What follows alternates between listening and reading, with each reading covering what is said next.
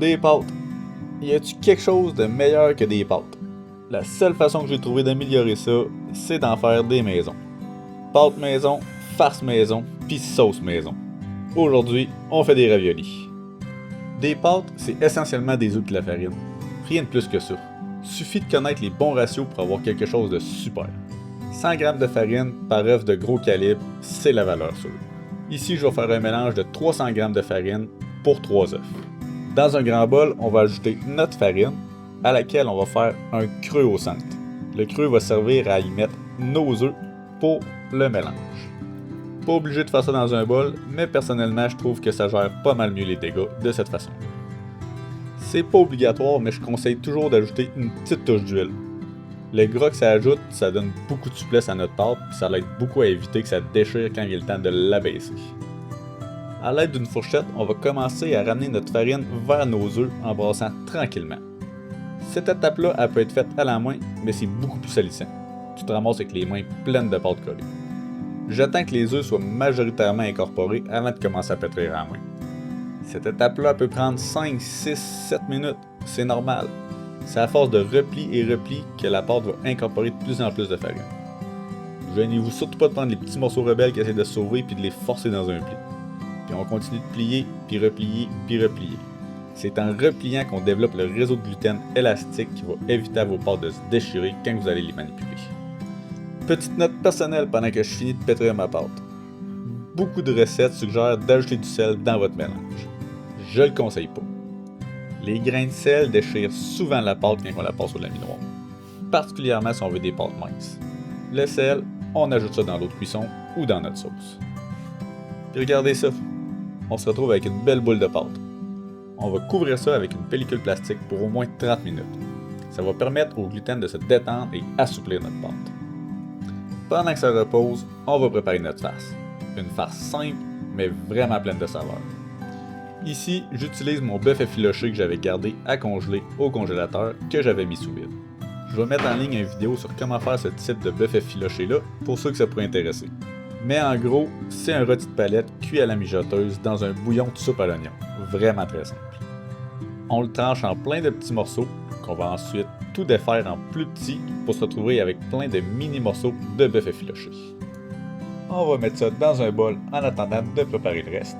Ici, j'en ai clairement trop fait. À ça, on va ajouter un fromage de notre choix. Ici, moi je prends un brie. Je vous recommande un fromage assez crémeux qui devient plutôt liquide quand il est fondu, parce que c'est ça qui va donner la texture onctueuse à notre farce une fois tout cuit. Mais le plus important, ça reste d'en prendre un que vous aimez. Pour la quantité, allez-y comme vous le sentez.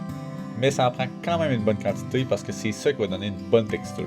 Si vous en mettez pas assez, ça risque d'être sec, donc il faut pas se gêner. On mange pas des pâtes pour perdre du poids de toute façon. À ça, j'ajoute une pincée d'origan pour ajouter une petite touche italienne que j'aime bien. Puis là, c'est le temps de se salir les mains parce qu'il faut écraser tout ça ensemble pour que tout s'intègre bien à notre viande. On veut former une boule de pâte qui se tient.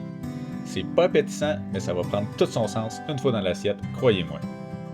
Une fois que tout est à peu près homogène, on va recouvrir ça puis laisser ça patienter au frigo le temps qu'on abaisse notre pâte.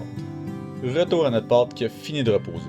Vous allez constater qu'elle est déjà beaucoup plus souple puis moins farineuse. C'est parfait. À ce stade-là, si jamais votre pâte est trop sec, remettez-la dans le bol, rajoutez une petite cuillère à soupe d'eau, puis remélangez encore une coupe de pétrissage, puis ça devrait s'assouplir. On va couper un morceau de notre pâte, puis fariner notre plan de travail. On va prendre notre morceau de pâte, puis commencer à le passer au laminoir en commençant par le niveau le plus épais de votre laminoir. Petit luxe ici, j'ai un laminoir attaché à un robot, mais il n'y a aucune différence avec un laminoir à main qui va se vendre une fraction du prix de celui-ci. Ça, c'est juste pour le monde paresseux comme moi. On va le passer à plusieurs reprises à ce niveau en prenant la peine de replier notre pâte à chaque fois. 5-6 fois normalement ça le fait, mais le but c'est d'avoir une pâte qui devient assez lisse. Ensuite, à chaque passe supplémentaire, on va abaisser le niveau de notre pâte d'un niveau. On veut une pâte assez fine parce que les contours vont devenir une double épaisseur de pâte. On étend notre pâte sur notre plat fariné et on prépare un second morceau pour répéter les mêmes étapes. Une fois nos deux abaisses faites, ça va être le temps de ressortir notre belle farce. On va faire des petits motons avec qu'on va répartir un peu partout le long de notre première abaisse. On va les espacer d'environ 5-6 cm, je dirais. Ensuite, on va prendre notre seconde pâte qu'on va placer par-dessus nos boules de farce qu'on a installées. Là ici, j'ai ajouté de la farine sur ma première pâte, puis j'aurais pas dû. Mais c'est correct parce que ça me permet de vous montrer que si votre pâte colle mal une à l'autre, ajoutez un petit peu d'eau, soit avec vos doigts ou avec un petit pinceau, puis ça va donner de l'adhérence à votre pâte pour les recoller ensemble. Après, à l'aide de vos doigts, écrasez bien les deux pâtes ensemble pour en former qu'une seule. Puis ensuite, prenez un couteau pour bien séparer chaque ravioli l'un de l'autre. On s'assure que tout est bien collé parce qu'on veut surtout pas que ça se détache pendant la cuisson puis se retrouver avec une espèce de bouillon louche dégueulasse. Puis là, on essaie de faire des beaux petits cercles avec un couteau le mieux qu'on est capable. Puis boum, on se retrouve avec un beau premier ravioli. On va le déposer sur un papier parchemin en attendant le temps de la cuisson. Petit truc comme ça, utilisez de la farine de riz pour saupoudrer sur votre plaque pour éviter que vos pâtes collent. La farine de riz, ça contient pas de gluten, fait que ça empêche qu'elle soit absorbée par les pâtes durant le repos. Puis il nous reste juste à répéter l'opération avec tout ce qu'on a de pâte pour faire une belle trolley de ravioli. Une fois notre boule de pâte terminée, on se retrouve avec une belle platée de ravioli bien dessus. Maintenant, passons à la cuisson. Ici, c'est comme pour toutes les autres pâtes. Un chaudron d'eau bouillante salée et on y plonge nos raviolis. La cuisson des pâtes fraîches, c'est super rapide. 4 minutes devrait suffire ici, mais ça peut varier légèrement selon l'épaisseur des pâtes que vous allez avoir faites. Pendant que ça bout, moi, à côté, je vais préparer un bon beurre noisette. Ça a un goût léger, mais onctueux. Parfait pour nos raviolis. On veut pas une sauce qui volerait la vedette à notre farce, qui est le roi du plat. On veut simplement quelque chose qui va rehausser ou accompagner nos saveurs. Un beurre noisette, c'est juste un beurre fondu à feu moyen qu'on laisse brunir légèrement, qui va à ce stade donner un léger goût de noisette. Une fois que mon beurre a la couleur désirée, je transfère mes pâtes directement dans la poêle. Ça a pour effet d'arrêter la cuisson du beurre, évitant ainsi qu'il brûle et noircisse.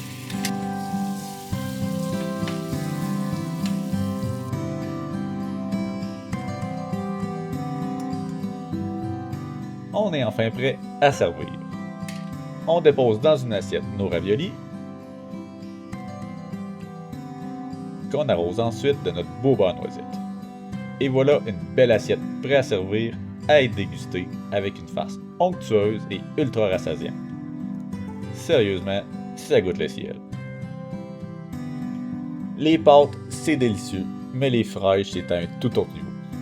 Abonnez-vous pour voir plus de recettes du genre, puis laissez-moi en commentaire le genre de recettes que vous aimeriez apprendre, puis je m'amuserai à créer tout ça. Merci, puis on se revoit dans la prochaine vidéo.